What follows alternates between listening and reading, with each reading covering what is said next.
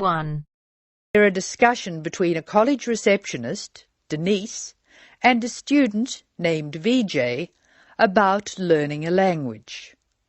In the first part of the discussion, they are talking about the course VJ will study. First, you have some time to look at questions 1 to 7.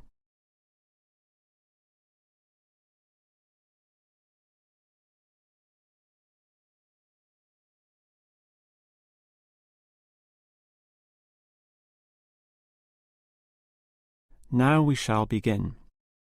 You should answer the questions as you listen, because you will not hear the recording a second time. Now listen carefully and answer questions 1 to 7. Hello. May I help you? Hello. Is this the right place for me to register to study foreign languages? Yes, it is. May I have your name, please? VJ. My family name is Paresh. VJ Paresh. Okay. Do you have a telephone number? Yeah. 909-2467. Thank you. Now, which language would you like to learn? We offer French, Italian, Cantonese, Mandarin, Spanish, Portuguese. I'd like to learn Spanish, please. Okay. Our classes are conducted in lots of different places. We have classrooms in the city and here in this building. What's this building called? This is Building A. I work near here, so it'd be best to study in Building A. What time do you want to come to lessons? They go on for 3 hours and they start at 10 a.m., 4 p.m. and 6 p.m. I wish I could come to the daytime lessons, but I can't. So 6 p.m, please. That's our most popular time, of course. Have you ever studied Spanish before? No, I haven't. We describe our classes by level and number. Your class is called Elementary 1. Okay. When will classes start? Elementary 1 begins, just a minute. It begins on August 10. Great. Now what else do I have to do? Before you hear the rest of the conversation, you have some time to look at questions 8 to 10.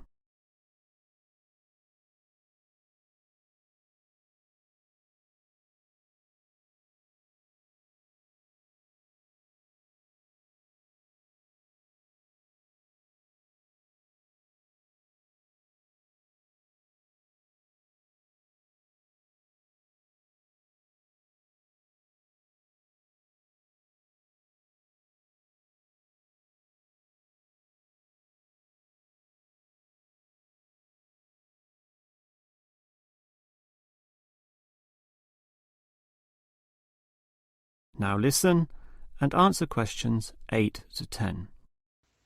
I'm sorry, VJ. What were you saying? I wanted to know what else I had to do. Oh, of course. Please go to the building on the other side of Smith Street. I want you to go to the reception area first. It's just inside the door on the left as you enter from Smith Street. Give them this form. Okay. Do I pay my fees there? No, but the fees office is in the same building. Go past the escalators and you'll see a games shop. It's in the corner. The fees office is between the games shop and the toilets. Thanks. Where can I buy books? The bookshop is opposite the lifts. It's right next to the entrance from Robert Street. Your offices are spread out. Not as badly as they used to be. By the way, we offer very competitive overseas travel rates to our students. Oh, I'd like to look into that. Of course. The travel agency is at the Smith Street end of the building, in the corner next to the insurance office. Thank you very much. Bye.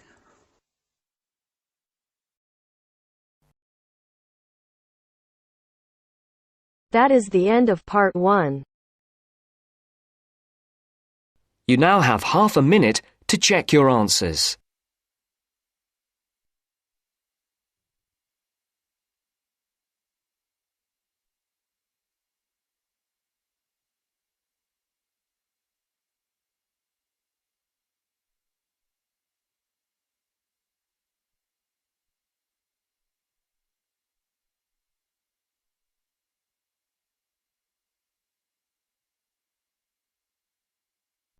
Now turns to Part 2. Part 2. You will hear a podcast on Canberra's theme park. Now you have some time to look at questions 11 to 16.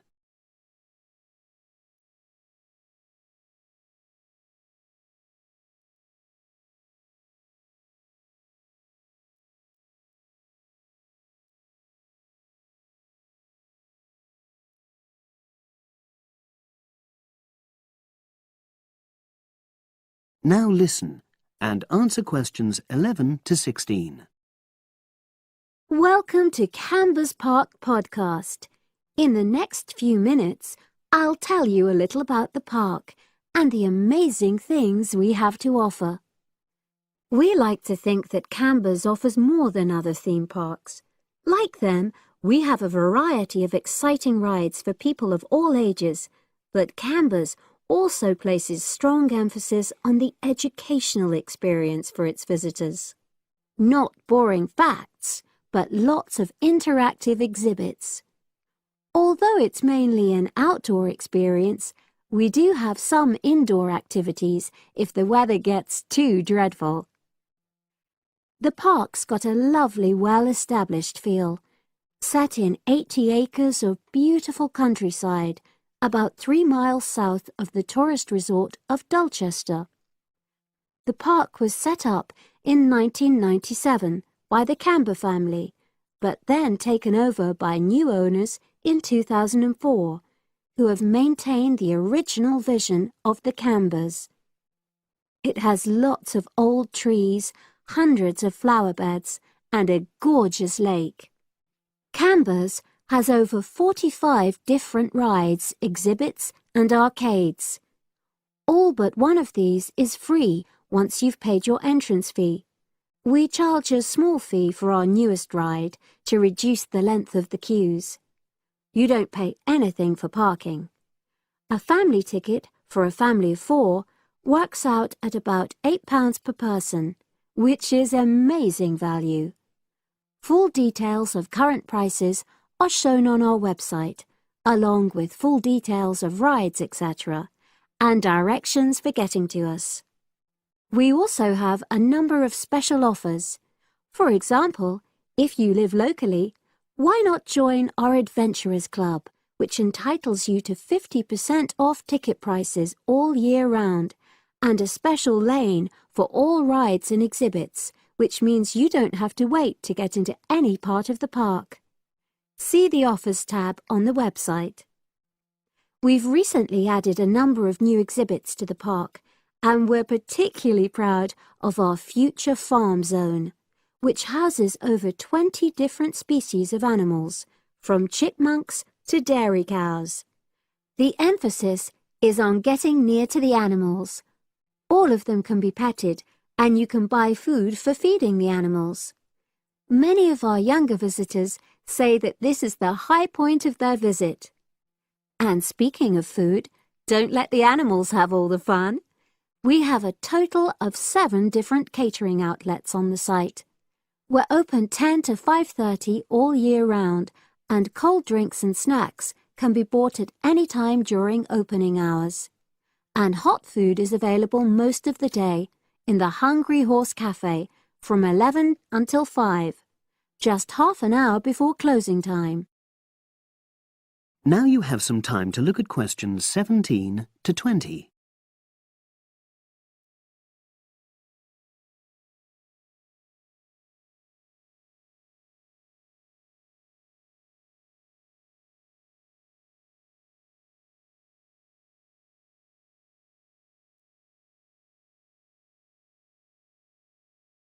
Now listen and answer questions 17 to 20. Now we want all our visitors to have an exciting time when they come to the park, but our first priority must be safety.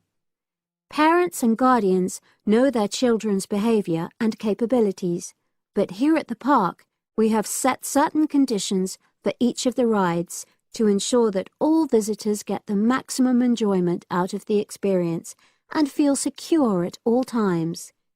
There are 4 major rides at the park. Our newest ride is the River Adventure, which is designed to reproduce the experience of whitewater rafting.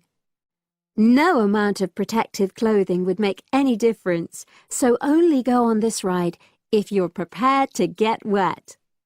Children under 8 can go on this ride, but all under 16s must have an adult with them. Not all of our rides are designed for thrills and spills. Our Jungle Gym roller coaster is a gentler version of the classic Loop-the-Loop, specially created for whole family enjoyment, from the smallest children to elderly grandparents, suitable for all levels of disability and health conditions. Carriages have comfortable seating for up to 8 people with safety belts for each passenger, which must be worn at all times. Sit back and enjoy the scenery. One of the best established and most popular of Canberra's rides is the massive swoop slide. Whiz down the polished vertical slide 9 meters in height and scream to your heart's content. There are no age or height restrictions. Be careful though, you must have on long trousers so you won't get any speed burns. And then there's the famous Zip Go-Kart Stadium with 16 karts, 8 for single drivers and 8 for kids preferring to ride along with mum, dad or carer. Take part in high-speed races in our specially designed Formula One style karts, but no bumping other karts, please. All riders must be above 1.2 meters because they have to be able to reach the pedals, even in the shared karts. Full details of all safety features are available on our website at www.canberraspark.com. So come and make a day of it at Canberra's theme park.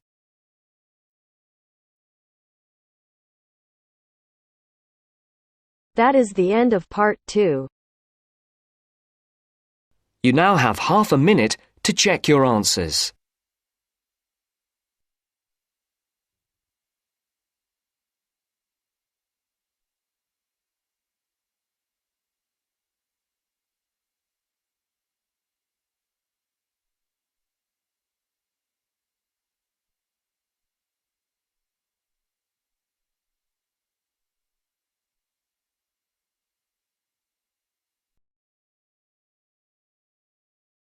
Now turns to part 3. Part 3. You will hear a woman talking about a number of different beaches to a group of tourists. First, you have some time to look at questions 21 to 25.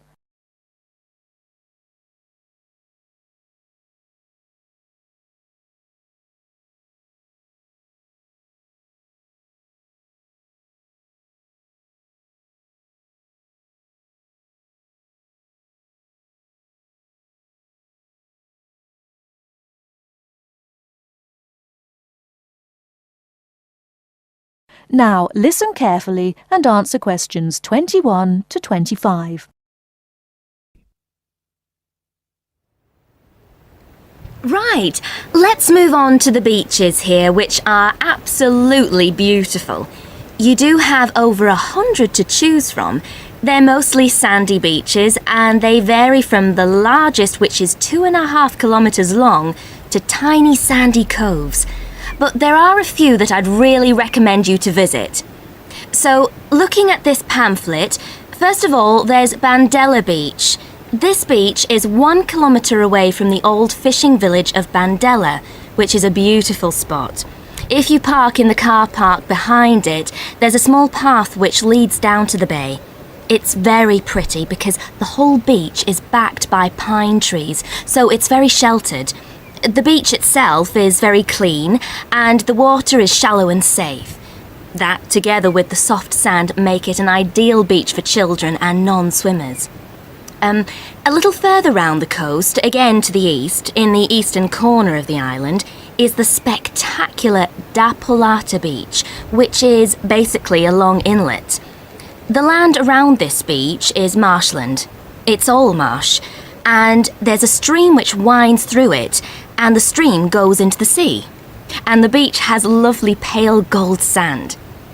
Access to this beach is quite tricky and not for the less energetic.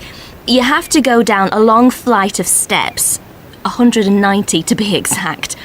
But you'll be relieved to know that there's also a road which winds down to a car parking area. When you're level with the sea, there is a handful of shops and bars, and you can hire some beds and umbrellas. Continuing round the island, just past the tip of Calne, is the next beach I'd suggest you visit, and this is Sanget. Why? Because there isn't a beach longer than this on the island. If you want to know, it's exactly 2.5 kilometres long, and that's a bonus because it means it never gets overcrowded.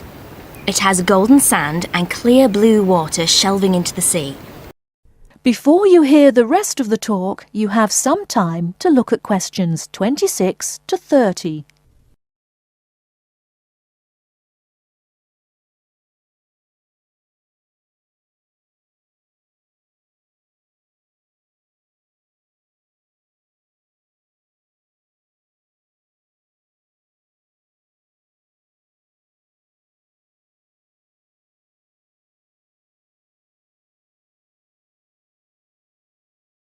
Now listen and answer questions 26 to 30.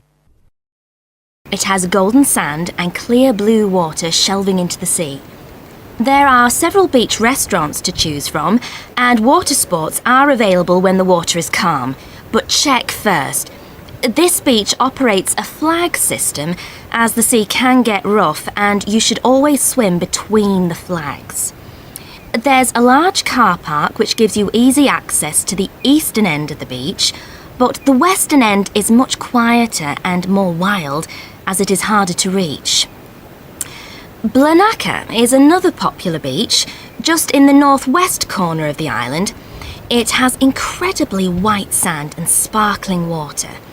There is ample car parking here and plenty of bars and restaurants.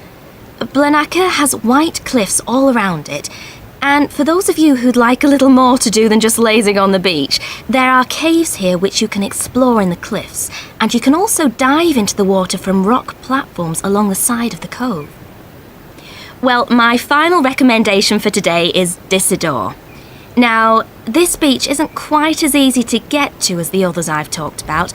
It's quite a remote little beach, tucked away here next to Blanaka. You can reach Disador by a steep slope which goes over some sandbanks. The beach itself is small and pretty, with reddish-coloured sand and some stony areas on its eastern side. Despite being quite small, the bathing is good, and you can also go fishing here from the rocks at either side. It's a good idea to take some food and drink with you if you decide to go here, as there's only one little bar which isn't always open. So, that should give you plenty of ideas to choose from over the next 2 weeks. And if you have any further questions... That is the end of part 3. You now have half a minute to check your answers.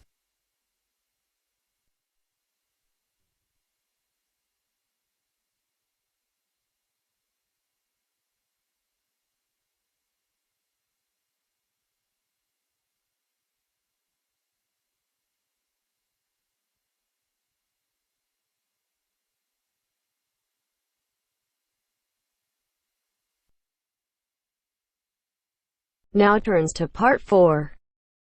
Part 4. You will hear part of a lecture about a place called Kubapidi. Listen carefully and answer questions 31 to 36.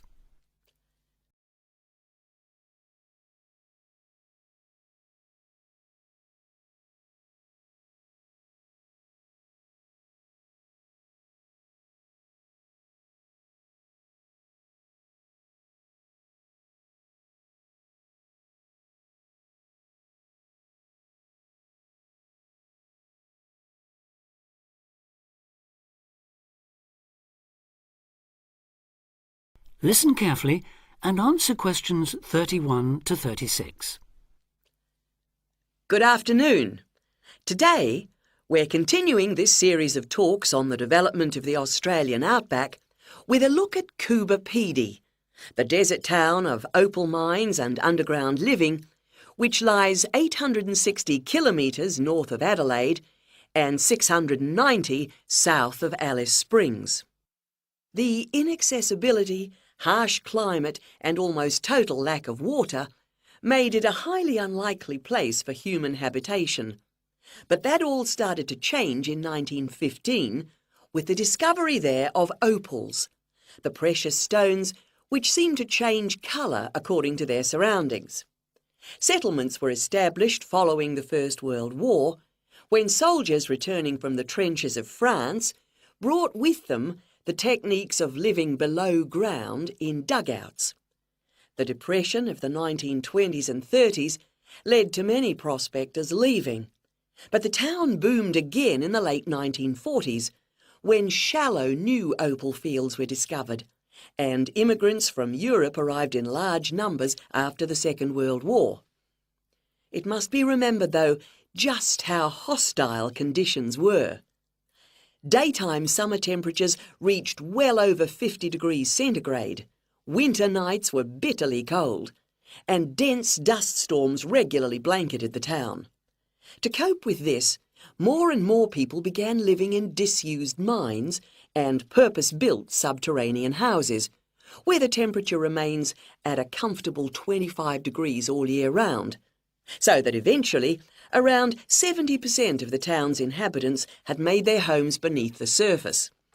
This led to the construction of hotels and even churches below ground, as well as an entire underground shopping centre, the only one in the world.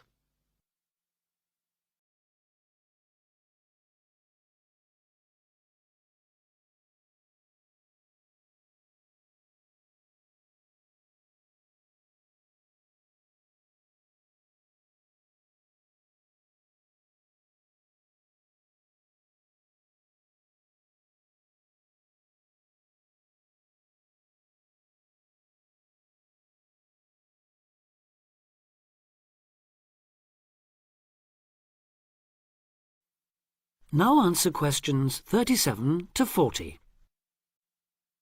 Perhaps not surprisingly, this has now led to the emergence of a secondary industry, tourism. Increasing numbers of visitors come to see the tunnels and the caves with their ventilation shafts, the weird machines lying about in the town, and, just beyond it in the scorched red desert, the conical hills thrown up by the world's biggest opal mines. It's a logical stopping place for travellers too. The nearest town to Coober Pedy is Woomera, in the prohibited area once used for launching space rockets. But even that is an enormous distance away. Within the town itself, there are plenty of hotel rooms and a number of ethnic restaurants.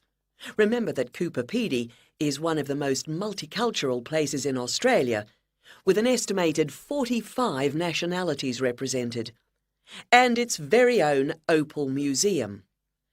A short distance from town, there's a section of the enormous barrier that runs thousands of kilometres across the country, the dingo fence, which is meant to keep these predatory wild dogs out of the sheep farming areas.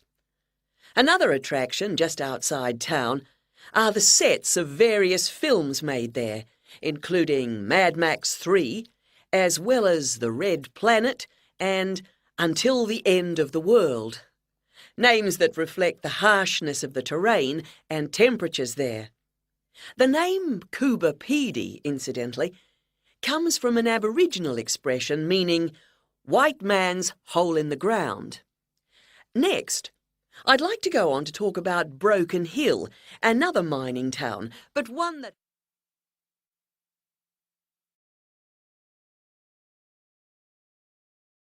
That is the end of part 4. You now have half a minute to check your answers.